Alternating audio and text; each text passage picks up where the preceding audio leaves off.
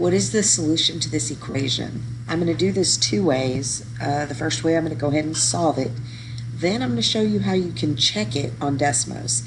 And you can also solve it on Desmos the same way. But when you have an equal sign, you know that the negative 2x plus 13, and I'm going to put that in my calculator while I'm thinking about it, negative 2x plus 13 is equal to, that means it has to be exactly the same as 8x minus 7. So I'm going to put that on my next line.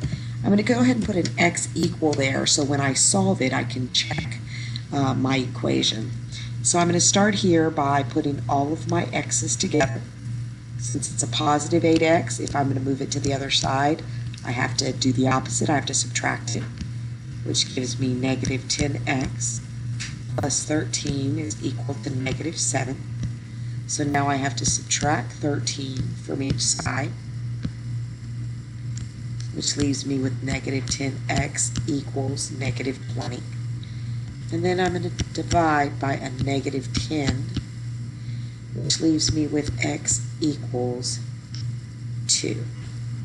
Now, to make sure that answer works, I'm going to plug in x is 2.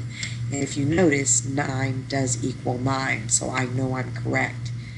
If you ever get in a situation where you don't know how to solve something, but you have an equal sign, put one side of that equation on one line, the other side on a second line, and on the third line you can actually guess at x's until your two answers become the same.